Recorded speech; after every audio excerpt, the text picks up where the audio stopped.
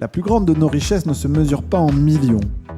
Nous vous faisons découvrir des ovnis pour vous permettre d'en devenir un, vous aussi.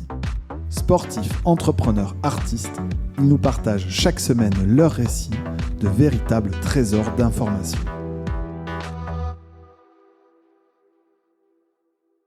Et donc, bonjour à tous, ravi de vous retrouver sur un de ces premiers épisodes des podcasts OVNI. Je suis en compagnie de Stéphanie Delestre. Bonsoir Steph, tu vas bien ? Très bien, et toi ? Est-ce que, avant de présenter nos invités du jour, Julien Bouet et Marc Leverger, tu peux rappeler aux auditeurs de la communauté OVNI qui tu es et pourquoi tu viens faire ce crash test, animer ce podcast avec nous ? Alors moi, je suis la fondatrice de CAPA, la première plateforme d'intérim digital qui a été achetée par le leader mondial Adecco en septembre 2021. J'en suis partie en juin 2022 et là, je suis là parce que je relance une boîte 100% IA dans quelques semaines. Donc, c'est une aventure incroyable et je vais aussi lancer un podcast où je vais aussi, je pense, inviter Marc et Julien parce que je crois que ils ont vraiment l'air cool, quoi. Bon, peut-être on sortira jamais l'épisode, comme ça on te laissera la primeur. Bon, et t'as aussi une autre actu, je crois que t'as fait une émission de télé qui parle de start-up, enfin il y a quelque chose comme ça. Et j'ai été sélectionnée pour être jury dans Qui veut être mon associé, donc la prochaine saison. Et honnêtement, c'est une aventure incroyable parce que le fait de pouvoir parler entrepreneuriat aux Français et aux Françaises, c'est quand même super cool. Et pour moi, en tout cas, c'est un truc important de me dire que si tous les Français et les Françaises sont entrepreneurs et déjà entrepreneurs de leur vie, le pays est incroyable. Donc, ça a été une super opportunité et l'émission va être diffusée bientôt. Avec, donc, dans le même jury, il y aura Jean-Pierre Nadir, Marc Simoncini, Éric Larchevêque, Anthony Bourbon, Kelly Massol et Tony Parker. Canon. Ouais, canon. Sympa. Tu nous as ramené des petits ballons de basket dédicacés ou pas ? Alors, il m'en a dédicacé un, mais je le garde celui-là. Ah bon, d'accord. Bon, allez, on rentre dans le sujet. Marc, Julien, on est ravis de vous avoir parmi nous et de pouvoir faire bénéficier à toute la communauté OVNI de votre expérience, de votre expertise, de votre parcours d'entrepreneur. Votre trait commun tous les trois, Stéphanie, Julien, Marc, c'est que vous êtes souscripteurs dans le fonds OVNI et vous nous aidez à accompagner les boîtes qu'on finance sur le long terme. C'est un métier dans lequel on ne gagne pas à tous les coups. Marc, tu le disais hors micro avant l'enregistrement. Tu disais qu'il y avait quelques investissements que tu avais faits qui n'avaient pas très bien marché. C'est pour ça que tu bossais désormais avec des fonds. Bon, avant de rentrer plus loin dans le détail, est-ce que Julien, Marc, vous pouvez vous présenter quelques minutes qui vous êtes, l'âge, le parcours, comment vous vous êtes rencontrés ? Et je vous laisse le choix de qui commence. Allez, je me lance. Donc, Julien Bouet, 41 ans, Gersois avant tout, père de famille, de 2 enfants. J'ai rencontré Marc il y a maintenant 20 ans cette année. On s'applique un peu et on s'est rencontrés à Barcelone, où je vivais à l'époque. À la sortie de l'école de commerce, c'est ça, non ? Non, mais j'ai même pas eu le temps de sortir, c'est dans l'école de commerce. Dans l'école de commerce, il est venu me chercher dans l'école de commerce, puisqu'à l'époque, Marc était directeur d'une filiale en Espagne. Et donc, il intervenait. Donc, c'est comme ça qu'on s'est rencontrés, puisqu'on dit qu'on était tous les deux à l'école de commerce ensemble, mais pas du même côté de l'amphi, puisque lui, c'était mon prof. Et moi, j'étais élève. Voilà. Tout à fait. Cool. Et donc, Marc, toi, dans quel cadre tu venais déjà de donner des cours Donc, moi, Marc Leverger, pareil, marié, 2 enfants, 2 filles, 52 ans. Moi, je suis nantais d'origine et je venais donner des cours. Donc, j'étais country manager pour une entreprise française sur l'Espagne et le Portugal. Et je donnais parallèlement des cours à TBS, qui avait un campus, donc Toulouse Business School, qui avait un campus à Barcelone. Et je donnais un cours de 80 heures sur le développement commercial. Ok, donc un Nantais, un Gersois à Barcelone, ça donne Brico Privé. C'est pas mal, non ? C'est ça. Donc, il y a quelques petites étapes entre les deux, puisqu'entre-temps, Marc, lui, il était parti du côté obscur, donc travailler dans la distribution de matériaux. Moi, je suis resté faire mes classes en Espagne. J'ai eu la chance de rester travailler 7 ans à Barcelone, dans cette société qui s'appelle Groupe Atlantique, où j'ai appris le marketing, un peu de développement commercial. Puis l'avantage des filiales, c'est qu'on touche vite à tout. Donc, on a des opportunités qu'on n'a pas toujours quand on est dans des sociétés au siège en France. Donc, et puis, ce que peu de gens savent, c'est qu'avec Marc, on a déjà créé une première société qui nous a amené à Brico Privé. D'accord. Donc, c'est ça qui a fait que moi, je suis rentré en France. Hein. C'est autour de ce premier projet que je me suis motivé à rentrer. C'est quoi donc, du coup, tu peux en parler? Ouais, ça existe toujours d'ailleurs. Ça s'appelle Catalyse. C'est une société qu'on a revendue en 2015-2016, hein, dès que Brico a pris un peu d'ampleur. Et c'était de la force de vente supplétive. Ok. Donc, vraiment des équipes commerciales dédiées à destination des professionnels du bâtiment et du bricolage. Steph, est-ce que c'est pas ça le défaut de beaucoup de startups, c'est qu'ils savent pas vendre et qu'ils auraient dû devenir clients de la boîte de Marc et Julien? Ouais. C'est clair que la vente, moi, ça a été ma pire erreur chez Kappa. C'est-à-dire que pendant des années, j'ai recruté des directeurs commerciaux et des commerciaux, et ça n'allait jamais. Et puis un jour, j'ai fait venir un CEO dans la boîte et qui m'a dit: Stéphanie, tu le sais pas encore, mais c'est toi la meilleure commerciale. Et en fait, j'y suis allée, j'ai rentré des contrats incroyables à plusieurs dizaines de millions d'euros. Et j'ai adoré ça. Et c'est vrai que vendre, en fait, ça permet de tout comprendre de sa boîte, quoi. Est-ce que le produit est bon? Est-ce qu'il y a un market fit? Est-ce que les clients sont contents? Donc, essentiel. Qu'est-ce que tu as appris dans ces années de vente et peut-être vous aussi, où tu étais la première commerciale de la boîte, finalement, l'attaquant Moi, aujourd'hui, je suis persuadée que un fondateur d'une start-up doit aller vendre très rapidement. C'est un exercice difficile, donc moi, je respecte énormément les commerciaux parce qu'on se prend des vents toute la journée. Il faut se relever le matin, tous les matins, avec la niaque et le sourire aux lèvres. Donc, je trouve que c'est le métier le plus dur dans une start-up. Mais c'est aussi le plus gratifiant parce que quand on gagne, ça fait des kiffs incroyables. Alors, on n'a pas la cloche. Est-ce qu'il y avait la cloche chez Brico Privé? Il n'y avait pas la cloche. Écoute, chez Brico Privé, non, il n'y avait pas. Mais nous, écoute, moi, je sais faire que ça. Donc, si tu veux, c'est un peu différent. Moi, j'ai attaqué direct par la vente. Mais nous, on a toujours fonctionné comme ça. On a toujours fonctionné test and learn. D'ailleurs, l'idée de Brico Privé, elle vient de Catalyse. Parce que quand on allait visiter les industriels de Catalyse pour leur vendre nos commerciaux, à l'époque, ils nous demandaient qu'est-ce qu'on pouvait faire pour le digital. Donc, c'est vraiment en essayant de vendre des prestats qu'est venue l'idée du digital, puisqu'ils nous demandaient à l'époque, est-ce que vous pouvez nous aider à vendre nos produits sur Internet, à vendre nos produits sur Amazon? Et nous, on ne connaissait pas à l'époque le digital avec Marc, et c'est comme ça qu'on s'est dit, donc c'est bien au contact des clients. Donc Marc, toi, tu connaissais rien au digital? Si, quand même. Alors, je connaissais un peu le digital parce que dans le négoce en matériaux dans lequel j'étais directeur général délégué en charge du marketing et du développement commercial. Donc, je m'occupais notamment, on était très avancé à l'époque. On parle là de 2010-2011, on était le premier négoce à avoir une appli. Les artisans pouvaient identifier les stocks sur le chantier, comme ça. Donc, on avait beaucoup travaillé sur le produit, sur la valeur qu'on pouvait apporter à un artisan. En revanche, je connaissais rien au digital, au grand public. D'abord, c'était un marché qu'on connaissait pas, le grand public. Mais ce que tu dis, c'est très vrai. Je pense que le fondateur d'une start-up, il doit aller vendre parce que, en fait, et ça, c'est un écueil. On en discute souvent quand on rencontre. On est beaucoup consulté, entre guillemets, sur des business plans, sur des gens qui veulent créer des boîtes. Et en fait, on a toujours ce sentiment un peu d'inachevé où en fait, on a l'impression que la réponse à la question « comment je vais trouver des clients ?» on a l'impression que c'est toujours la dernière qui se pose en fait.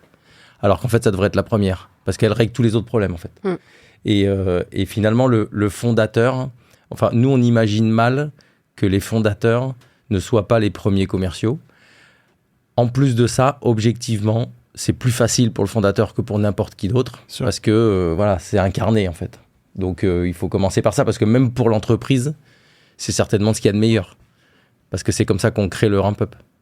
Dans votre association, dans le lancement de Brico, j'ai l'impression que vous avez eu une petite carte magique au départ. Un truc, pour ceux qui connaissent, désolé, hein, je vous parle d'un temps que les moins de 20 ans ne peuvent pas connaître. Avec les fondateurs de Private Sport Shop, vous pouvez en parler. On voit beaucoup de fondateurs qui se font des nœuds au cerveau sur la dilution d'une première levée de fonds. Vous avez utilisé ce joker. Hein. Vous le regrettez pas? Est-ce que vous pouvez le raconter aux gens qui nous écoutent? Ouais, donc j'y vais, si tu veux, mais donc nous à l'époque, comme tu as dit, on est parti du constat que nous on connaissait bien le secteur, mais on connaissait pas le digital, et donc du coup notre premier réflexe pragmatique, c'était de se rapprocher d'amis à nous. Le coup de fil à un ami. Le coup de fil à un ami. Je connais rien au digital, est-ce que vous pouvez m'aider? On avait déjà grillé le 50-50, du coup on a pris le coup de fil à un ami, on est allé les voir, et justement eux aussi, rien que cette rencontre, elle a énormément structuré le projet, parce que comme dit Marc, notre idée de départ, c'était plus d'aller vers les pros du bâtiment, qu'est-ce qu'on connaissait. Et dès qu'on les a rencontrés, eux nous ont éliminé des options en nous disant, voilà, nous aujourd'hui, ce qu'on sait faire, c'est du mass market. Donc déjà, les pros, vous oubliez. Il faut qu'on aille sur des secteurs de grand public. Donc déjà, ça a un peu recadré le projet. Ça, c'est en quelle année, Marc? Ça, c'est l'été 2012. Été 2012. L'été 2012. 6 août 2012. Ouais. C'est précis. Voilà. Et le deuxième sujet sur lequel cette association elle a bien fité, c'est qu'à un moment donné, ils nous ont dit, écoutez, nous, on vient de développer depuis 18 mois une plateforme qui est opérationnelle, qui permet de faire des ventes privées. Nous, on le fait dans le sport. Vous avez la connaissance Brico. Et ça a fait Brico Privé. En gros, ils nous ont dit, nous, on apporte les ventes privées, vous apportez Brico, et ça a fait Brico Privé. Donc effectivement, on a réglé aussi le problème du naming, tu vois, ça a été assez vite, on a tout fait d'un coup. Et toujours, on dit, ça nous a coûté 49% du capital. Et c'est la meilleure idée qu'on ait jamais eue, parce qu'en fait, on était online en 2 mois. Et 3 mois après le lancement de Brico Privé, on faisait déjà 100 000 euros de revenus mensuels, et il y a 3-4 concurrents qui se sont lancés en même temps. C'est vous ou c'est eux qui avaient cramé 50 000 euros en 3 semaines? Parce qu'il y a une légende urbaine là-dessus. C'est Benoît Durand. Ah, donc c'était sur l'aventure d'avant. Okay. Nous, on les a empruntés. En fait, le capital. Non, mais c'est Benoît Durand qui a cramé. qui a cramé 50 000 euros de marketing. Pour Brico Privé. Alors qu'on avait fait un business plan en disant bon, on va être un peu raisonnable sur le marketing, et bon, lui, c'est un peu chauffé. Stéphanie, tu me racontais aussi hors antenne, mais est-ce qu'on peut le dire qu'à un moment donné, tu avais organisé certaines soirées pour fêter des événements, etc., et que certains grands groupes médias t'avaient dit qu'ils auraient mieux fait d'acheter le resto plutôt que de financer la soirée? Est-ce que il faut savoir dans l'entrepreneuriat cramer, slasher un peu pour passer des étapes? Tu l'as vécu dans l'aventure Kappa? Alors, nous, quand on a lancé Kappa, on s'est retrouvés un jour dans un café et on a sorti 10 mantras. Par exemple, pour réussir, il faut avoir une équipe de team player A comme dans la NBA, des choses comme ça. Et sur le marketing, il y avait ne commence à dépenser en marketing que quand t'as plus d'idées.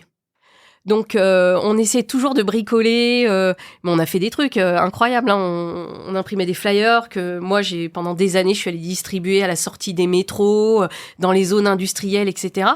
Parce qu'en fait, le problème du marketing, c'est comme tu le dis, ça va super vite, quoi. Donc, nous, c'était vraiment notre truc. Ok, t'as vraiment plus d'idées là. Bon, ok, on va peut-être mettre 5K, 10K, 15K. Mais c'est vrai que depuis, le monde a changé. Avec les réseaux sociaux, on en parlera peut-être tout à l'heure, mais le monde a complètement changé là-dessus. Et donc, vous créez en 2012, c'est ça? Ouais. Pendant 3 ans, vous faites ce que dit Stéphanie, c'est-à-dire que vous allez au bout de toutes vos idées, et au bout d'un moment, vous finissez par lever, parce que le marketing, ça va vite, et il faut accélérer. Comment ça se passe? Est-ce que vous pouvez nous raconter les 3 premières années, un peu? Les 3 premières années, de toute façon, c'est effectivement ce que disait Julien. C'est d'abord le partenariat avec Guillaume.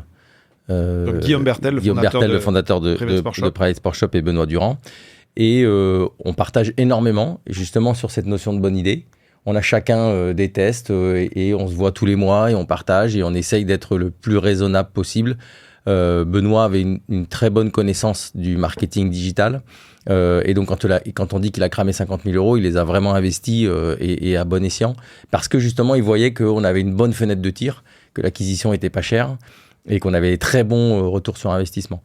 Et donc, pendant 3 ans, on a vraiment eu cette logique-là avec un double moteur de croissance, le marketing d'un côté et l'offre de l'autre. Et ça, de toute façon, c'est toujours ce qu'on a retenu. C'est-à-dire qu'en e-commerce, si l'offre n'est pas là, le marketing, ça ne suffit pas. Et donc, la levée qui arrive en 2015, la première, en fait, à aucun moment, on a eu besoin d'argent à cette époque-là. On avait un modèle qui était en BFR négatif. Et donc, on faisait de la croissance. Donc, en fait, notre croissance était était autofinancée. En revanche, en 2015, on commence à se dire que l'entreprise elle a beaucoup plus grossi que ce qu'on avait imaginé. Même nous, dans nos meilleurs plans, on n'était pas du tout capable d'imaginer ce qu'on allait faire. Et donc, on se dit, on va avoir un problème parce que là, justement, on est 4. Et quand on est 4, on n'est pas sûr d'être les 4 alors 4 dont 2 actionnaires non opérationnels. Et 2 dormants. Voilà. Enfin, pas dormants parce qu'ils géraient Private Sport Shop, mais finalement qui n'étaient pas forcément opérationnels dans Brico Privé. Avec et donc, une distance géographique en plus entre les... Oui, Toulouse, Montpellier. Donc, et on se dit, si à un moment donné, il y en a un qui, pour une raison qui lui appartient et qui est tout à fait valable, il veut sortir de l'aventure, là, plus personne n'est capable de racheter. Donc, la première motivation à l'époque, c'est de se dire, il faut se donner de la liquidité. Parce que sinon, et entre nous, ça se passait très bien. On s'est dit, à un moment donné, ça peut se tendre parce qu'il y a quelqu'un qui va se sentir un peu pris au piège. Et donc ça, c'est notre première volonté, c'est de se dire, OK, il faut qu'on offre de la liquidité aux différents actionnaires. À ce moment-là, il y avait un pacte entre vous, les choses étaient établies, ou c'est une relation de confiance qui a amené à ça? Toi Stéphanie, t'as connu des cas un peu similaires, des négos entre associés et tout, non? Non, mais en fait, c'est plus... C'est même pas une négo, là, c'était vraiment une discussion très saine, au contraire. Ouais. Et puis notre association, dès le début, elle était très claire. Donc au contraire, on voulait justement que ça vienne pas entacher ça, et on voulait offrir, avant qu'il y ait un jour un problème qui arrive, alors qu'il n'y en avait pas du tout. Donc l'anticipation, c'est Voilà, une qualité c'est que tu vraiment recherches aujourd'hui chez les entrepreneurs que tu finances? Ça, c'est sûr. Ok.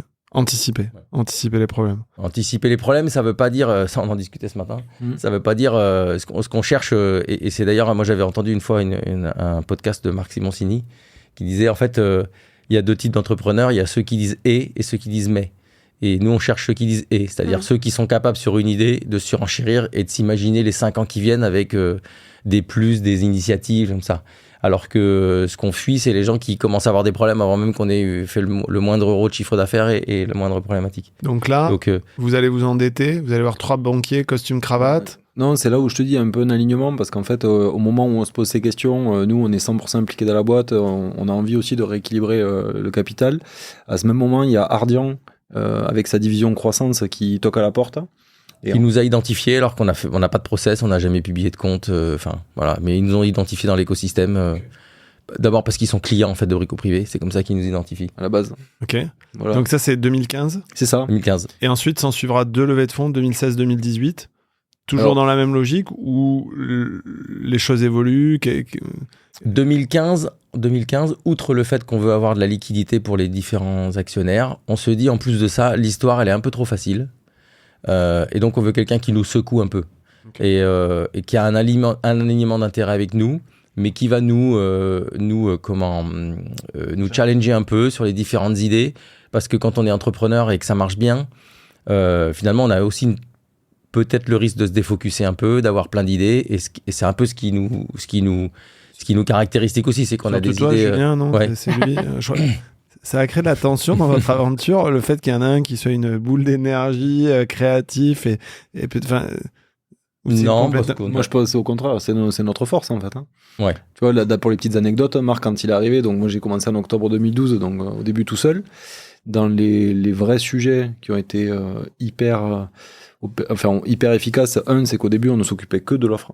Donc par rapport à ce que tu disais du commerce, nous c'était le seul sujet. Donc nos actionnaires et associés de Private Sport Shop géraient pour nous les fiches produits, la logistique. Donc au début, on a été focus que business. On n'avait qu'un sujet à penser, c'est trouver une offre, trouver une vente privée pour le lendemain. Puis 1, puis 2, puis 3. Et petit à petit, on a tout réinternalisé. Et du coup, Marc, il arrive à l'été 2013, donc c'est à peine 8 mois après le lancement. Et en fait, on fait déjà 2 millions d'euros sur ces 8 premiers mois. Et en fait, quand il arrive, on vient de déménager d'entrepôt. On vient de passer de 100 mètres carrés à 600 mètres carrés. Ouais, vous avez passé votre vie à déménager ça c'est sûr que j'en ai, non? Mais ce que je veux te raconter, c'est pas tellement l'événement de déménagement, c'est quand Marc il arrive, il voit l'entrepôt de 600 mètres carrés qui est à 3/4 vide, et le premier truc qu'il dit c'est je pense qu'il faut qu'on anticipe, il faut qu'on externalise la logistique. Et moi à ce moment-là je me dis mais en fait il y a un truc que je comprends pas, l'entrepôt il est vide, tu vois bien qu'en fait on a de la place, et en fait le même Noël de cette même année on exploitait 2500 mètres carrés. Et donc, si tu veux, si on n'avait pas eu ce petit coup d'avance, peut-être qu'on ne passait pas le premier Noël, ou on ne passait pas le deuxième Noël. Et du coup, ça a été un peu toujours notre complémentarité. C'est-à-dire, Marc, il a toujours eu la vision assez long terme et comment on la structure. Et puis après, il faut l'exécuter. Et donc ça, c'était plus ma partie. Donc, vision, exécution. Toi, Stéphanie, tu avais des associés. Vous étiez complémentaires pareil chez Kappa? Alors, oui, on était complémentaires. Mais moi, ce qui me fait réagir, c'est que j'ai un de mes VC, Philippe Colombel de chez Partech, qui me disait toujours, tu sais Stéphanie, c'est plus facile de mourir en pleine croissance qu'en décroissance. Et en fait, au début, tu dis, Philippe, t'es gentil, non, mais moi, je préfère que ça grossisse vite, etc., etc. Et en fait, pas du tout. Et je comprends complètement ce que tu dis, par exemple, sur l'entrepôt. C'est-à-dire que t'es en pleine croissance, t'as l'impression que tout va bien, sauf que si à un moment, t'as un rush de tes clients et que t'arrives pas à les servir, ton image de marque, elle peut complètement être abîmée. Et donc, c'est compliqué à remonter, etc., etc. Donc, la croissance et encore plus l'hypercroissance dont vous parlez, c'est super compliqué à gérer, quoi. Super compliqué. C'est beaucoup plus compliqué à gérer que la décroissance. Ouais. Si on donne quelques chiffres, parce qu'en fait, on est rentré de plein pied dans cet épisode. On n'a même pas trop parlé de ce que c'était Brico Privé, mais on part du principe que tout le monde connaît. en quelques années, on est en 2023, créé en 2022, donc en 10 ans, c'est quoi un peu les chiffres clés d'une boîte comme Brico Privé entre le moment où vous créez et le moment où vous passez la main à un groupe Intermarché qui écrira les 10 prochaines années de cette boîte? En fait, si tu veux, le track record, c'est parce que c'est comme ça qu'on dit. Hein, bien, ouais, c'est le track record. Ouais. En fait, c'est donc 2012 sur un demi-exercice, on va dire, on fait 2 millions. Puis après, on fait 12, puis 27, puis 42. Par an, là. Ouais, l'année d'après, en 2013, 12. Ouais, donc petite croissance, hein. Petite croissance non, mais, saine. Voilà, donc 2, 12, 27, 42, 70 et 100, si je me trompe pas, tu me corriges. Mais donc du coup, on fait 100 millions en 2018, okay. Avec une constance qui est la rentabilité. C'est-à-dire on a été tout le temps rentable sur toute cette trajectoire. Et aussi, on a été très puriste. C'est-à-dire que toute cette phase de croissance, on l'exécute en faisant un seul métier, celui des ventes privées.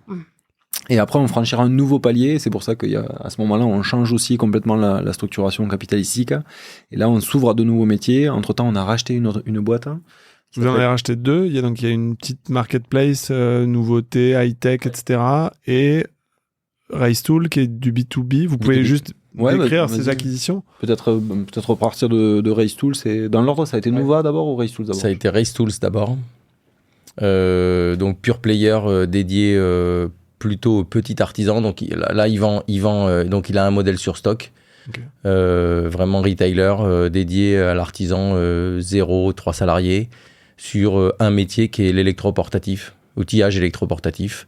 On le rencontre parce qu'on fait des achats en commun avec lui et Nicolas Leron, donc, qui est le fondateur à l'époque, commence à montrer, à l'époque ça fait 9 millions, ça va faire 9 millions quand on le rachète. Et il nous dit c'est trop gros pour moi, j'ai pas envie, ça correspond pas à ce que j'ai envie de faire. Ça se passe comment? Combien de temps ce rachat-là? Il va vite, il va pas vite? Comment vous intégrez? Déjà, tu vois, ça vient de ce que tu disais, d'être premier vendeur de ta boîte ou premier acheteur dans notre cas, puisque sur Brico, à la fin, on négociait beaucoup, mais on finissait par acheter des produits. Et en fait, c'était un super fournisseur de Brico. Donc, on s'était rencontrés sur l'opérationnel, sur le terrain, sur le fait qu'on négociait avec lui. Et déjà, on avait un bon fit avec le fondateur, et c'est comme ça qu'on s'est rencontrés.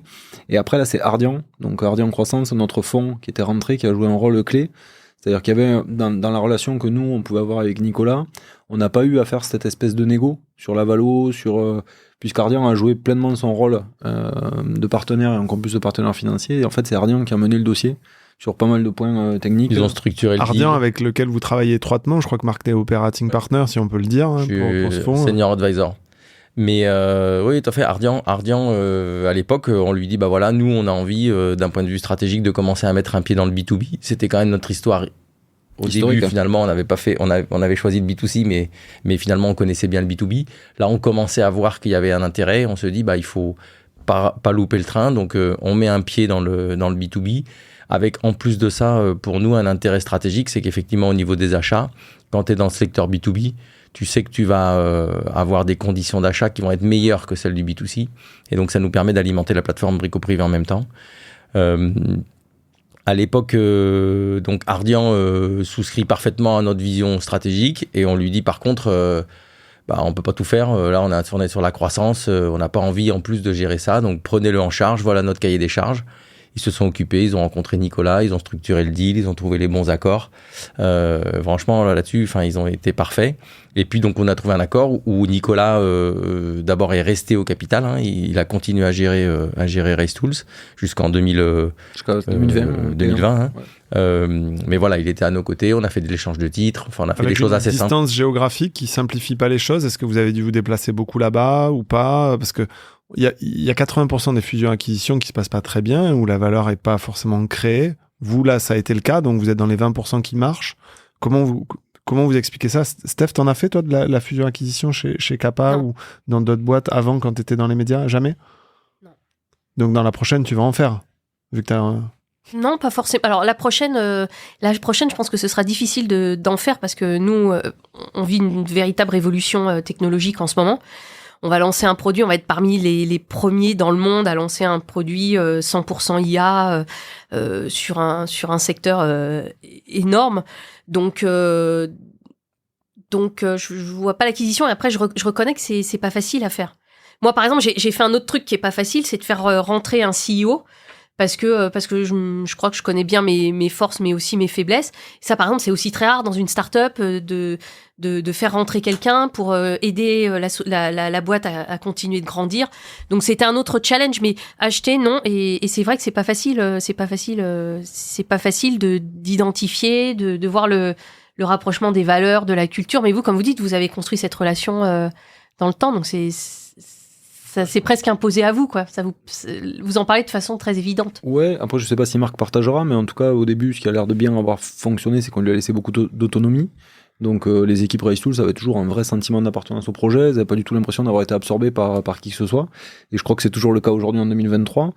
Pour vous donner un petit ordre de grandeur, cette société qu'on a rachetée en 2017 qui faisait 9 millions, elle va faire un peu plus de 40 cette année. Wow. Donc on l'a quand même pas mal accéléré. Et donc du coup... voilà, je pense qu'au début, une grande autonomie. Nouva, c'était un peu différent. Ouais, parce que... D'abord, donc pour terminer avec Race Tools, effectivement, Race Tools, l'intérêt, c'est que on n'avait pas de synergie à proprement parler à aller chercher. Ce qui est toujours compliqué quand on fait des fusions-acquisitions, c'est le fusion. Hein. C'est pas l'acquisition. C'est qu'à un moment donné, on a du mal à faire prendre et de créer. Moi, avant de monter Brico Privé, donc Chaussons Matériaux, moi je suis arrivé, ça faisait. Chaussons Matériaux, ça faisait 300 millions. C'est reparti, ça faisait quasiment 900 parce qu'on venait faire une acquisition et c'était 50% par croissance externe. Donc là, j'ai fait quasiment que ça, d'intégration. Et en fait, mais on avait un modèle à l'époque qui était très performant parce que le modèle était calé et on intégrait. Il n'y avait pas de débat en fait. C'est-à-dire en fait, on prenait des gens et on les mettait dans le moule qui fonctionnait. Race Tools, là, ce qui a bien fonctionné, c'est que justement, en fait, il avait son propre moule. Et on n'a pas cherché, au contraire, à vouloir le transposer. Nous, on était là pour accélérer. Ce qui, d'ailleurs, à un moment donné, a amené le départ de Nicolas. C'est pas que ça marchait pas, mais c'est qu'en fait, nous, on voulait appuyer un peu plus vite sur l'accélérateur que ce qu'il avait envie. Et donc, à un moment donné, il nous a dit, reprenez la main parce que ce que vous avez envie de faire, moi, je me le sens pas capable. Et c'est là où on a commencé à vraiment plus accélérer. Moi, j'ai une question qui me brûle les lèvres. Parce que quand moi j'entends ces chiffres, je suis bluffée. C'est incroyable comme parcours. Si vous deviez me donner 3 conseils, qu'est-ce qui a fait que... C'est quoi les 3 points importants qui ont fait que vous avez réussi à créer cette histoire, quoi, qui est incroyable? Si tu veux, on te fait 3 conseils chacun. Ouais, on te fait 3 conseils à 2. Nous, il y a quand même quelques trucs qu'on a toujours dit à nos équipes. Et je pense qu'on s'est aussi appliqué à nous-mêmes. Le premier, ce qu'on disait toujours, c'est ambition illimitée. Après, les objectifs qu'on atteint, c'est peut-être différent, mais l'ambition, il ne doit pas y avoir de limite. Donc nous, dès qu'on a senti que le sujet frétillait, qu'on avait des bons premiers résultats, on a accéléré tout ce qu'on a pu. On s'est jamais dit, on en garde un peu pour l'année prochaine. Non. Et ça, moi, c'est quelque chose que je vois aussi chez les entrepreneurs que je rencontre. C'est que des fois, je trouve qu'il n'y a pas assez d'appétit, quoi. Tu commences à avoir quelque chose entre les mains qui fonctionne, mais donne tout, quoi. Je veux dire, après, on verra s'il n'y a peut-être pas de deuxième chance. Donc, toi, tu avais une phrase, c'était, je sais pas, il faut viser la Lune. Ouais, viser la Lune, au pire, vous terminerez dans les étoiles. Ouais. Mais nous, ça, on le rabâchait régulièrement, quoi. Mais c'est ça, c'est de dire...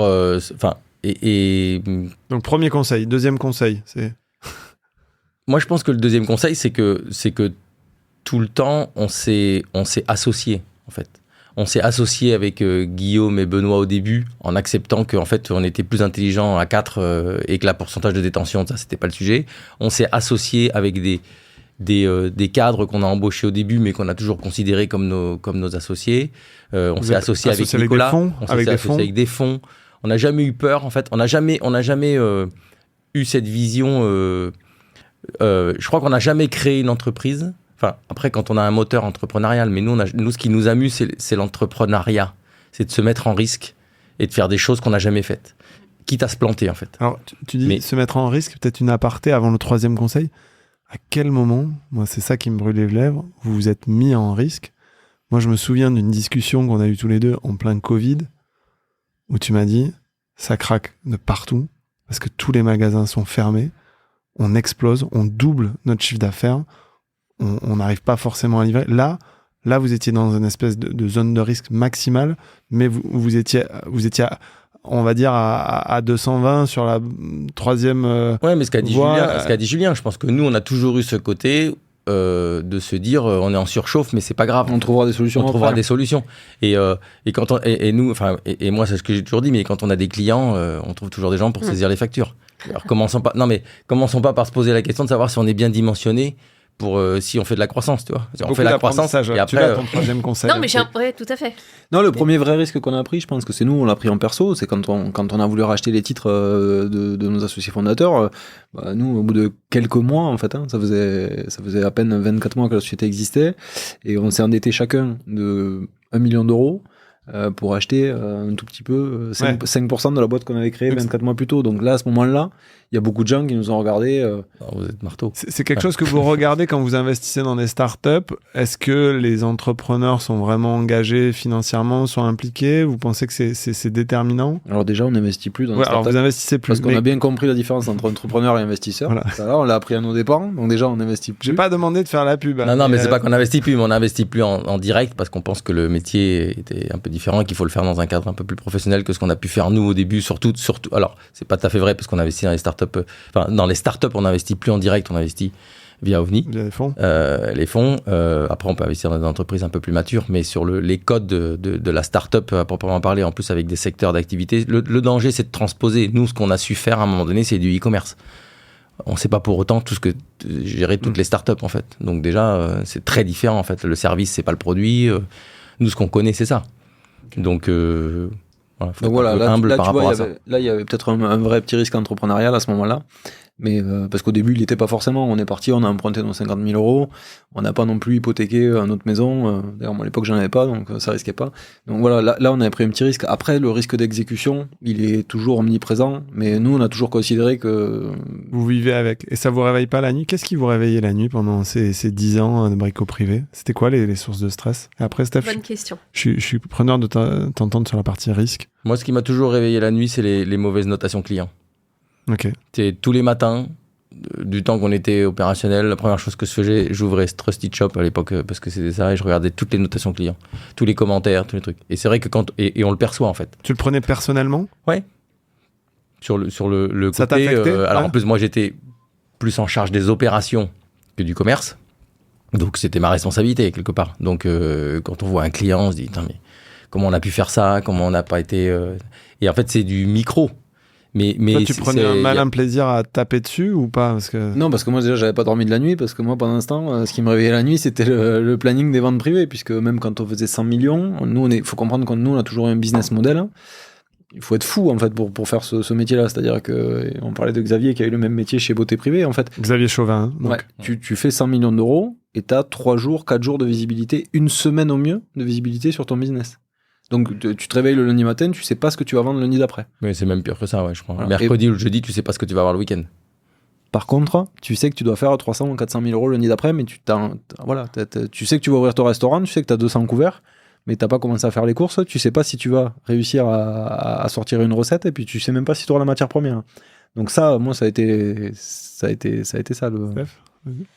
Alors moi, j'ai perdu le sommeil avec Kappa. C'est-à-dire qu'avant, j'étais une grosse dormeuse, je pouvais dormir 12-13 heures par nuit, et en fait, j'ai perdu le sommeil, donc je ne dors plus. J'ai découvert que le Toplexil, le sirop Toplexil, c'est une petite astuce pour les gens qui n'ont pas le sommeil. Un tout petit peu, ça permet de dormir. Donc moi, je suis au Toplexil depuis 5-6 ans, tous les soirs. Et moi, ce qui m'empêchait de dormir, alors, c'était, comme tu l'as dit, un métier de service. Donc moi, le premier truc, c'est qu'on m'avait dit, attention dans l'intérim, je vais le dire de façon un peu crue, mais il faut pas de mort. Parce que y a des métiers à risque dans l'intérim. Et donc, par exemple, on s'était interdit d'aller dans le BTP parce que j'avais rencontré des grands pontes de chez Adecco à l'époque qui m'avaient dit Stéphanie, alors que le BTP, tu te dis tu vas pouvoir faire du chiffre très facilement parce que tout le monde recherche dans le BTP. On avait des astuces de gros hacking pour trouver des bons CV, etc. Mais en fait, on s'est toujours refusé d'y aller parce qu'on voulait pas prendre ce risque-là. Et la deuxième chose, c'était le cash. C'est-à-dire que nous, dans l'intérim, on doit payer les salaires des intérimaires avant que les clients nous payent. Et quelquefois, il y a des clients qui payent pas. Et donc, quand on paye des salaires et qu'on a 5 000, 6 000, 7 000 intérimaires et que c'est des dizaines, c'est des millions d'euros qu'on doit sortir, là, c'est une obligation légale de payer l'intérimaire. Mais après, le stress, d'abord, c'était de m'assurer qu'on avait le cash pour payer l'intérimaire. Et puis après, d'aller chercher l'argent avec Olivier, mon fondateur. Olivier Zière. Ouais. Quelquefois, il prenait sa moto, il allait directement chercher l'argent chez les clients parce qu'autrement, on était out of cash en banque, alors qu'on faisait un métier parfait, quoi. Les clients étaient contents, les intérimaires étaient contents, ils étaient payés en temps et en heure, mais nous, il fallait qu'on soit payés. Donc le cash, ça a été un peu mon obsession sur un métier qui est difficile, parce qu'encore une fois, on est payé par les clients après qu'on ait payé les intérimaires. Ouais. Sur On n'a pas connu ça, ouais, tu vois. En B2C, on n'a pas du tout eu. Et là, moi, je lance une boîte en SaaS, tu vois, en B2B SaaS, mais alors là, j'ai l'impression de pas travailler, quoi. Parce que tous ces problèmes qui étaient obsessionnels et vraiment flippants, en fait, on les a plus, puisque là, les clients, ils payent le soft avant le déploiement. Avant le déploiement, exactement. Et ça c'est un stress. Et pendant le Covid, on a eu la même expérience que vous. C'est-à-dire, moi, premier jour du Covid, je perds 99% de mes clients. Donc, je me dis, la boîte, elle est morte. Le dimanche, je suis chez ma mère, mon téléphone sonne, je suis dans la cave en train de ranger des bouquins, mon téléphone sonne, je décroche. Et là, c'est le DRH, quoi, un des responsables RH de Franprix qui me dit voilà, Stéphanie, je t'ai croisée dans des salons, on n'a jamais bossé ensemble alors que je leur courais après. Et il me dit on a besoin de 1000 intérimaires pour demain, est-ce que tu peux prendre ? On a déjà 8 agences, mais pas sûr qu'ils y arrivent et tout. Je fais OK. Et donc, en fait, le lendemain, grâce à notre technologie, on a réussi à placer les 1000 intérimaires.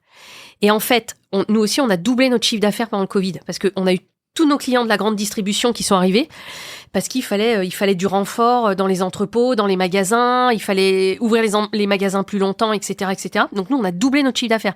Sauf que doubler le chiffre d'affaires, ça voulait dire qu'on doublait les payes des intérimaires. Mais nous, on n'avait pas le cash pour payer. Donc, problème d'hypercroissance. Et donc là, trouver en urgence une banque, et là je le dis, merci le Crédit Agricole, parce qu'ils ont été fantastiques, pour faire du factoring, mais en 24 heures, ils nous ont fait du factoring. C'était impossible dans des banques, quoi. Est-ce que c'est à ça qu'on reconnaît les bons entrepreneurs, c'est-à-dire quelqu'un qui dit oui, qui ont l'esprit ouvert aux opportunités et qui ensuite trouvent des solutions? Alors déjà, j'allais te dire, tu fais peut-être la transition sur le troisième conseil, parce que tu en avais demandé 3. Troisième conseil. Nous, on a toujours dit, fait, c'est mieux que parfait. C'était vraiment le... Pareil, le mieux est l'ennemi du bien. Voilà. Pareil. Parce que nous, on était sur un secteur d'activité, mine de rien, qui allait vite. Tu vois, déjà, l'ADN de l'offre, c'est des stocks, tu les prends pas, mais si tu les prends pas, demain, ils seront plus là. Donc, on a toujours été sur un métier qui va très vite. Et nous, on s'est toujours dit, dans les équipes, celui qui nous peaufine un projet aux petits oignons, très souvent, ça prend 3 plombes. Et le jour où il arrive avec son projet, en fait, il est top, il est peaufiné sur les détails, mais il est déjà obsolète. Exactement. Donc nous, on s'est toujours dit, voilà, faisons, et puis on corrigera, on adaptera, mais faisons, quoi. Restons pas... Ça a été d'ailleurs, on parlera peut-être de ces sujets-là, mais un vrai échec pour nous sur l'intégration du middle management. Quand en 2018, on arrive à une taille où on se dit, bon, maintenant, il nous faudrait quand même un DRH, parce qu'on n'en avait pas, on avait on faisait 100 millions, on n'avait pas de personnes au RH, enfin voilà, ce genre de sujet. Et en fait, on a eu beaucoup de mal à trouver des gens qui avaient cet ADN-là. Parce qu'on allait chercher, on voulait des gens qui avaient des compétences, qui avaient de l'expérience. Et finalement, c'était un peu, je sais pas comment dire... antinomique avec ce qu'on leur demandait. Et trouver des gens qui ont la capacité à ouvrir le capot, mettre les mains dans le moteur... finalement, il n'y en a pas tant que ça. On trouvait beaucoup de gens très très forts sur PowerPoint, mais beaucoup moins en excellence opérationnelle. Si je suis un peu provocateur, mais bon, c'est le but de ne pas être lisse aussi dans ce genre de podcast, c'est les premiers, donc on va trouver nos marques. Stéphanie, toi, tu as mené ton aventure plutôt en région parisienne. Oui, quoi. Alors, non. Le siège était à Paris, mais nos équipes R&D étaient à Grenoble et nos équipes commerciales, une partie des équipes commerciales à Bordeaux. À Grenoble, d'abord, on avait pris l'équipe de dev à Paris, mais à un moment, on trouvait des mecs qui avaient à peine un niveau bac, qui nous demandaient 60 ou 70 cas par an. On disait, non, mais t'as vu ça où, quoi? Donc, on n'arrivait plus à recruter des bons devs sur Paris. Donc, c'est pour ça qu'on est parti à Bordeaux, parce qu'à Bordeaux, entre Lyon et Grenoble, entre Lyon et Grenoble, il y a les meilleures écoles d'informatique, avec l'ENSIMAG, etc. Donc là, on a monté une super équipe. Et même problème à Paris. C'est-à-dire, Paris, un commercial, c'est vrai qu'à moins de 3000, 3500 euros bruts, par mois, c'est compliqué. Parce qu'il te dit, à son loyer, son machin, son truc. Sauf que nous, on avait des toutes petites marges sur l'intérim. Voilà. Et donc, à un moment, et puis aussi des problèmes de recrutement. Et le fait d'avoir ouvert à Bordeaux, ça a été bien aussi parce que ça nous a appris, nous, à pouvoir travailler à distance. Et donc, quand on travaille à distance, et donc on était particulièrement bien prêt pour le Covid, bien sûr, mais travailler à distance, finalement, ça apprend à, Parce que ma à bien provocation, verbaliser, c'était à pour bien dire... choisir les mots. J'allais provoquer en disant, est-ce que c'est pas le problème d'avoir été à Toulouse avec un vivier de potentiels clients, pas clients, candidats, suffisamment grand versus une boîte basée à Paris, une boîte basée à Londres ou aux États-Unis. Non, vous êtes arrivé à faire Toulouse venir des gens. Toulouse a été hyper attractif. Ouais. On n'a jamais eu de ce sujet-là. Et puis en plus de ça, on avait quand même des métiers. En fait, on n'a jamais eu ressenti à Toulouse un problème de talent, soit parce qu'en fait on était capable de convaincre des gens qui n'étaient pas à Toulouse de venir à Toulouse parce que Toulouse a un bon pouvoir d'attractivité. Mais essentiellement parce que déjà à Toulouse, on a des très bonnes écoles supérieures comme ça, et on avait ce qu'on cherchait en fait. C'était pas trop ça le sujet. Le sujet c'est qu'on avait un ADN. Je pense que le sujet il est aussi, on revient un peu à la discussion du début, c'est que quand on a été le premier commercial, qu'on a été le premier directeur des opérations, le premier directeur informatique, le premier directeur marketing, c'est compliqué pour les gens qui suivent. Donc il faut trouver et c'est plus facile finalement. Et ça, on l'a peut-être, nous, compris un peu tard, mais c'est plus facile d'avoir des gens qu'on fait rentrer sur des métiers et qu'on fait progresser, et parce qu'on les a fait rentrer avec, entre guillemets, plus de potentiel que ce pourquoi on les avait embauchés. Et ça a été la première phase, ça a été bien. Sauf qu'à un moment donné, on est arrivé à un niveau de croissance qui faisait que même ça marchait plus. Et donc, on a voulu aller chercher des gens qui avaient de l'expérience. Et là, franchement, ça n'a pas été très, très concluant. Les meilleurs recrutements, vous les avez fait comment ? Vous êtes passé par des cabinets ? C'est vous qui allez chasser sur LinkedIn ? C'était votre réseau ? Comment vous avez fait ? Moi, je dirais un peu les trois. Il n'y a pas de règle. Pas de règle ? Mais par contre, pour reprendre ce qu'a dit Marc, ce qui a le mieux fonctionné pour nous, c'est toujours quand on a laissé des opportunités, soit des gens qui ne s'attendaient pas forcément, soit qui n'étaient pas forcément destinés pour les responsabilités qu'on leur a confiées, et en fait, ils nous l'ont rendu au centuple. Et je pense que c'est un peu d'ailleurs suite à notre départ de l'aventure qui est tout frais, puisque ça fait un petit mois que nous on est sortis de l'aventure. Et on vous remercie d'ailleurs de prendre le temps de venir échanger maintenant que vous avez du temps et cette liberté-là retrouvée aussi de l'entrepreneur. 10 ans, 12 ans, c'est une sacrée tranche de vie, un sacré chapitre. Mais moi par exemple, tu vois, personnellement, c'est ces messages-là qui m'ont le plus touché, suite aux petites publications qu'on a fait pour évoquer la suite et puis pour évoquer un peu les 11 années incroyables qu'on venait de passer. On a eu pas mal de témoignages, pour pas dire quand même de nombreux témoignages de gens qui bossent plus chez Brico, certains depuis 3 ans, 4 ans, qui ont pris le temps de nous envoyer un petit message pour nous remercier des opportunités qu'on leur avait laissées à l'époque, et qui font leur carrière aujourd'hui parce que à un moment donné, ou Marc, ou moi, ou quelqu'un avec nous leur a laissé leur chance chez Brico, ils ont franchi un step hyper important dans leur vie. Et derrière, ils continuent leur carrière là-dessus. Et moi, ces messages-là, en tout cas, moi personnellement, c'est que ce vous qu'on avez n'avait été pas un conscience. tremplin. Vous avez on n'en avait pas tremplin, conscience en gens-là. fait. On n'avait pas conscience qu'on avait. Voilà.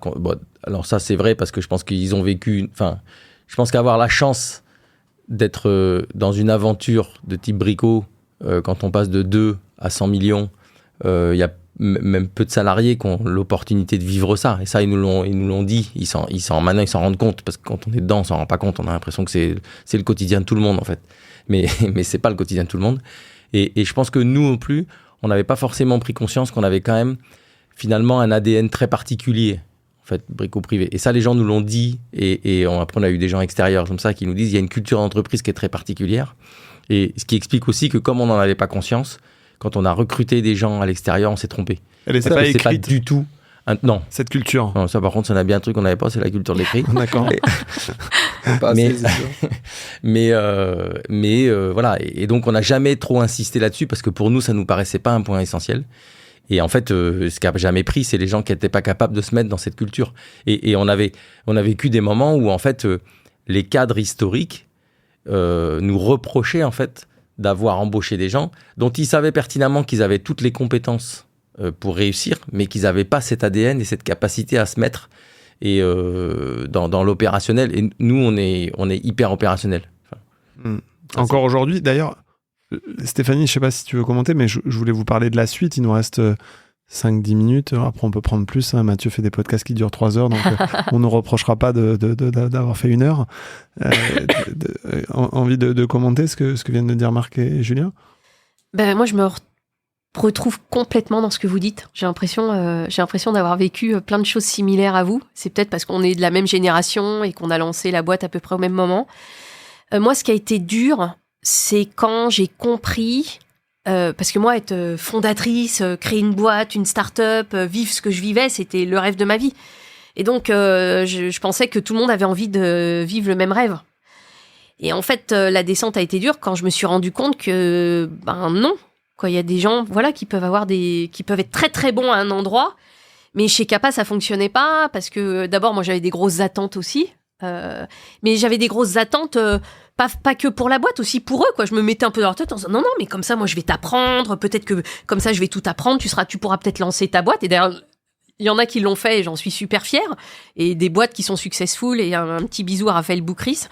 Mais en fait, moi, j'attendais à ce que les gens ils aient la même implication que moi, qui sachent tout faire comme moi. 10 ans après, je faisais encore les payes des intérimaires, donc avec mon équipe paye et Perla, parce que les payes, faut les faire un moment, et en fait, on a un délai très court. Donc moi, j'adorais ça, j'étais à fond. Donc moi, j'étais la reine de la paye. Donc je faisais 6 000, 7 000 payes à la main, comme ça, quand on avait un logiciel, mais il fallait tout vérifier les taux de marge, si on s'était pas planté, etc., etc. Et en fait, ça a été mon gros truc, me dire, mais en fait, Stéphanie, les gens, ils sont pas comme toi, quoi. Et que ça va peut-être être mal compris, mais je pense que des gens comme nous, comme Marc, comme Julien, comme moi, en fait, c'est très rare. C'est très, très, très rare. Le costume, il n'est pas simple à endosser. Il faut avoir les doigts dans la prise. Il faut tenir ce marathon de 12 ans. Ouais. Et effectivement, ce qui est important, c'est que chacun trouve son équilibre et ce qu'il a envie de faire. Ce qui est difficile, c'est de déceler ça. Ouais, mais alors moi, ce discours-là, je suis pas d'accord. Non, je suis pas d'accord, parce que moi, le discours bullshit, équilibre vie perso, machin, il faut que tout le monde trouve un sens dans sa vie, machin, etc. Ouais, peut-être, mais pas dans ma boîte, parce que le problème, c'est que quand nous, on est chef d'entreprise, quoi, il faut les payer les salaires à la fin du mois. Donc à un moment, c'est bien beau de tout dire. Moi, la réalité, je l'ai vécue pendant 10 ans. Malheureusement le fait a été donné que les gens qui ont fait un long parcours avec Kappa, c'est qu'à un moment ils étaient fortement contributeurs, parce qu'autrement la boîte elle aurait pas survécu, quoi. Donc la boîte est devenue ce qu'elle est grâce à tous ces gens-là, mais tous ceux qui pouvaient pas rentrer dans ce moule-là, c'était pas possible parce qu'autrement la boîte n'aurait pas survécu. Comment vous avez géré, Julien, Marc, justement des séparations difficiles avec des profils que vous avez fait venir dans cette phase d'hypercroissance qui n'étaient pas adaptés? Ça s'est bien passé? Ça s'est mal passé? C'est quoi? Voilà, je te dirais, là aussi, il y a de tout, hein, mais dans l'ensemble, le plus dur quand tu es entrepreneur, c'est plutôt quand il y a une personne qui était top à un instant T, et la boîte, elle va tellement vite que très peu de temps après, cette personne, elle se retrouve en difficulté. Là, tu n'as pas vraiment la solution, c'est pas une question de volonté. C'est une question, comme on est, tu demandes à la personne de gérer, je dis n'importe quoi, un service client avec 3 personnes, et 18 mois après, il y a 30 personnes. Et comment tu gères à ce moment-là? Ben non, mais parfois c'est là où il y a des gens qui sont partis, ou qui se reconnaissaient plus, mais personne n'y peut rien, quelque part. Tu vas pas freiner le développement de ton service client, tu vas pas mettre la personne sous pression, parce qu'à un moment donné, gérer 10 personnes, moi je suis le premier à l'avoir vécu, il y a des tailles d'équipe sur lesquelles tu t'éclates. C'est pas le même métier. Voilà, il y a un seuil intermédiaire où ça commence à devenir une contrainte, et puis il y a vraiment des tailles d'équipe après où tu as plusieurs niveaux, et comme disait Marc, c'est là où parfois nous, sur les relais, on a été aussi des fois en difficulté, donc je sais pas, moi j'ai ça un peu en tête. Moi, j'ai souvent, parce que c'est un sujet dont on a souvent parlé avec notre RH, moi je disais toujours, les gens, quand ils sont en difficulté, en fait, il y a 3 cas potentiels. Soit ils savent pas, soit ils peuvent pas, soit ils veulent pas. Ok. Celui qui veut pas, faut être saignant. Enfin, là-dessus, on n'a jamais été... parce que lui, il fait énormément de dégâts.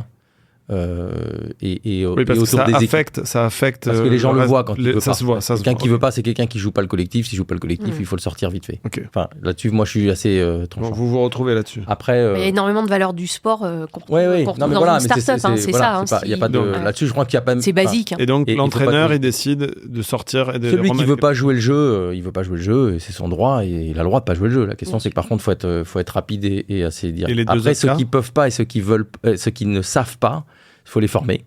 Ok. C'est là où c'est le plus compliqué parce qu'on a toujours le doute et puis on n'a pas toujours forcément le temps nécessaire comme ça. Et là, on fait du gâchis des fois parce qu'il y a des gens dont on est persuadé qu'en fait, à un moment donné, ils sont partis ou on n'a pas su, alors qu'en fait, ils avaient le potentiel, mais c'est plutôt nous qui n'avons pas su exploiter ce potentiel. Et puis après, il y a des gens, ce que disait Julien, c'est ce qu'on appelle qui peuvent pas. C'est qu'à un moment donné, on les met dans la boîte, elle grossit trop vite. On n'a rien à leur reprocher, si ce n'est qu'à un moment donné, leur trajectoire personnelle, elle n'est pas aussi rapide que celle de la croissance de la société. Et ces gens-là, notamment en plus, là, on a souvent des cas de conscience parce que c'est des gens dont on n'a rien à leur reprocher, qui ont donné en fait énormément à l'entreprise, qui font partie de l'histoire. Qui font partie de l'histoire. Tu te quittes en rupture conventionnelle, tu pas fais forcément. Là, on a des fois, c'est des ruptures conventionnelles parce que la personne, elle a du mal à accepter en fait cet état de fait et elle préfère. Mais je pense que la moindre des choses là, c'est d'avoir un discours très honnête, très clair, de prendre le temps. Et en plus de ça, quand quelqu'un n'est plus en adéquation dans l'entreprise, c'est pas qu'on juge pas la personne en tant que telle, on juge la personne dans l'adéquation avec l'entreprise. Donc d'abord d'avoir un discours, je pense, le plus honnête possible et le plus. Je pense aussi, il faut pas laisser pourrir les situations. Et puis après, il y a des gens qui acceptent d'être dans des postes plutôt transverses dans lesquels on sait qu'ils vont transmettre comme ça et qu'ils acceptent cette état de fait parce que ça correspond aussi à leur volonté. Soit ils acceptent pas. Et dans ces cas-là, effectivement, c'est souvent une rupture. Sur la suite, on arrive à la fin de cet épisode. Est-ce que vous avez envie de nous parler un peu de vos projets et de l'avenir? C'est où vous voyez dans 5 ans, dans 10 ans, qu'est-ce que vous avez envie de faire après une aventure aussi incroyable? C'est peut-être difficile de retrouver la même adrénaline. Alors, comme je t'ai dit, la stratégie, la vision de 50-10 ans, c'est Marc. D'accord. Moi, je peux te parler de 2024, si tu veux. Non, mais déjà, pas de projet entrepreneurial à court terme. Aussi parce que c'est un conseil... Moi, j'aime bien prendre conseil, notamment auprès de personnes qui ont un peu plus d'expérience. C'est un conseil qui est revenu 2-3 fois sur des opinions qui comptent pour moi ou... le fait de repartir tout de suite, un peu bien en tête, etc. Des personnes que tu peux citer, qu'on invitera la prochaine fois sur ce podcast? Non, pas forcément. Mais voilà, tu vois, donc cette idée de repartir bien en tête, parce que nous, on a toujours 40 000 idées, tu vois. Donc justement, la bonne idée, c'est peut-être de ne pas repartir tout de suite. Surtout après les 11 ans qu'on vient de vivre, il y aurait forcément un parallèle, une envie de comparer, etc. Donc là, c'est important de faire une petite coupure par rapport à ce côté ultra opérationnel. Par contre, moi, j'ai une petite idée de ce que j'ai envie de faire.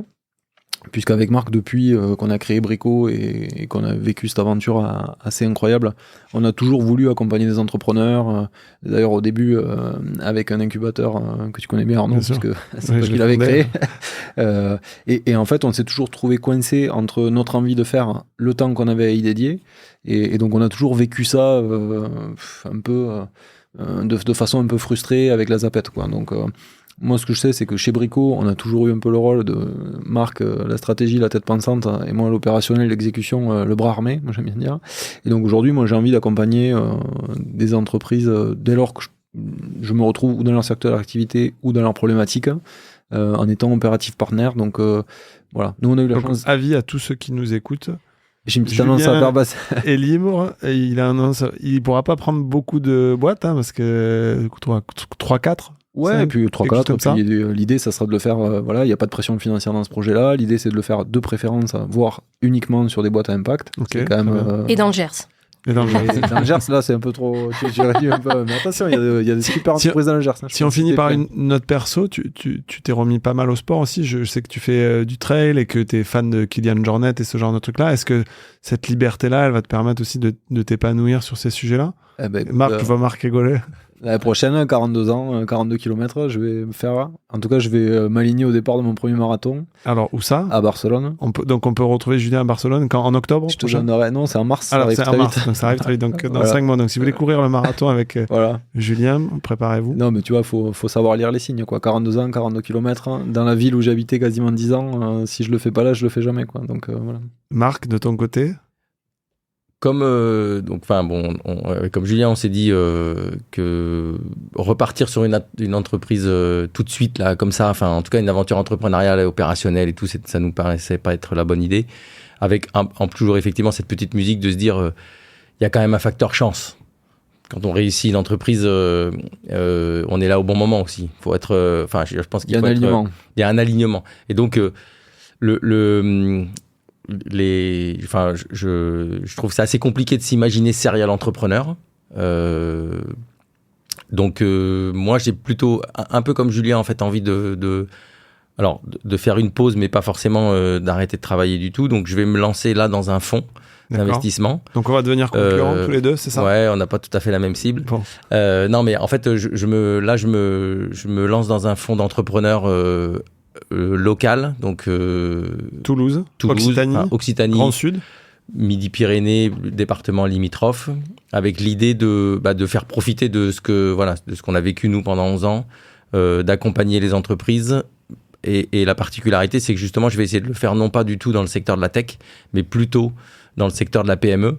Donc entreprise rentable, croissance, 5-20 millions. Et donc au travers d'un fonds, et en m'associant avec des gens qui ont déjà monté ça dans le nord de la France, ça s'appelle Ressources Capital. Et donc monter ça sur la partie sud-ouest. Parce que je pense qu'effectivement, et nous on l'a vécu beaucoup avec Ardian, on sous-estime en fait l'apport que peut avoir un fonds de capital développement au-delà de l'argent en fait. Et donc là, l'idée, c'est vraiment de créer un fonds d'entrepreneurs locaux qui investissent dans des boîtes locales, donc pour qui l'investissement a du sens. C'est pas une ligne, c'est pas un TRI ou un multiple. Et on va demander, et on crée un club ressources autour de ça. Pour fédérer les entrepreneurs et qu'ils soient actifs, on va dire, autour des participations minoritaires.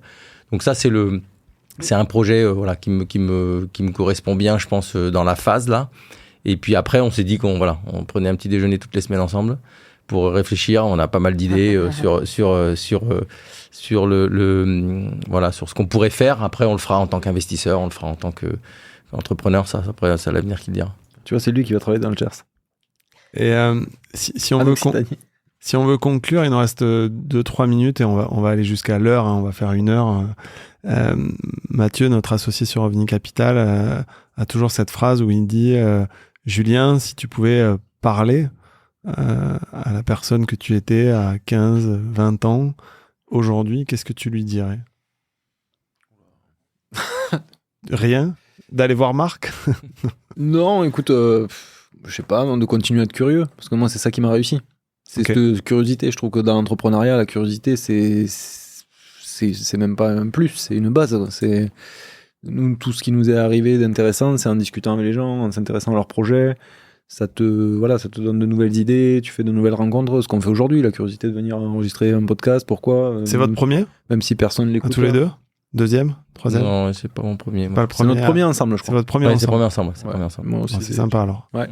Mais voilà, tu vois, donc c'est voilà, moi c'est ça. Je dirais surtout continuer. C'est ce que je dis à mes enfants. Hein, continue à être curieux. Intéresse-toi à tout. On ne sait jamais. Au milieu, il y a peut-être une bonne idée. Marc, tu dirais quoi au jeune Marc, il y a 20 ans, 30 ans? Ouais, c'est il y a longtemps déjà, mais non, en fait, alors je lui dirais, moi je pense que le côté, ce qu'on a parlé tout à l'heure, association, moi j'ai toujours eu quand j'étais jeune, j'ai toujours été entouré, j'ai toujours eu beaucoup de monde dans un écosystème avec des gens qui se côtoyaient pas forcément en fait. Moi je pense que j'étais un peu en décalage avec, je vois mes filles aujourd'hui, on parle d'archipel, et moi j'étais un peu comme ça, c'est-à-dire que j'avais plein de groupes d'amis, mais qui c'était pas consanguin, c'est-à-dire en fait on était, et ça je lui dirais de continuer ça parce que je pense que ça c'est une vraie richesse. Tu te nourris en fait de tous ces archipels, de différents archipels, ça je lui dirais. Après je pense que j'étais à 15 ans j'étais un peu je pense petit con dans le sens où je tranchais un peu vite et comme ça, et moi et je pense qu'en fait alors j'ai appris avec la vie, donc il se trouve que j'ai une fille qui est en situation de handicap et en fait qui m'a beaucoup appris et dans les relations avec les gens, à essayer de comprendre justement là les gens qui peuvent pas, qui veulent pas, qui savent pas, en fait d'être beaucoup plus en essayant de comprendre l'échec ou en tout cas la difficulté que peuvent avoir les gens. Et ça à 15 ans, je pense qu'à 15 ans... Tu peux pas le comprendre. Non. T'es pas assez mieux. À 15 ans, celui qui arrivait pas, c'était un con et c'était... Et dans votre futur, là-dessus, il y a des envies de s'impliquer dans de la philanthropie, dans des actions. Enfin, moi, vous le savez, hein, je suis très proche de l'Institut Saint-Pierre à Palavas qui accueille des enfants ensuite, handicap, amputation, cancer, etc. Est-ce que le fait d'avoir un peu plus de moyens, d'avoir la capacité d'avoir de l'impact. Vous connaissez tous les trois Xavier Chauvin, on va faire un peu de la pub pour Xavier qui s'implique pour que les enfants n'aient pas accès aux écrans trop tôt et quand ils y ont accès, de les aider à se rééduquer. Est-ce que vous avez ce genre d'envie ? Enfin, ça, très clairement. Après moi, effectivement, je dédie beaucoup de ma vie à ça parce que j'ai déjà l'occasion de m'occuper de ma fille. Enfin, mais non, ça c'est évident. En fait. C'est évident que passer du temps sur des sujets qui sont pas business à proprement parler, avec des retours sur investissement, du business, du chiffre, du machin, truc. Voilà, ça fait partie des sujets importants. Écoute, on le suivra et on Xavier, le voilà, c'est son assaut, c'est top. Sur quelle musique vous avez envie qu'on se quitte ? Il faut un premier qui dégaine un morceau et on va se quitter en musique. Allez-y, un artiste. Moi, j'écoute pas la musique, j'écoute que les podcasts de Mathieu. Et toi ?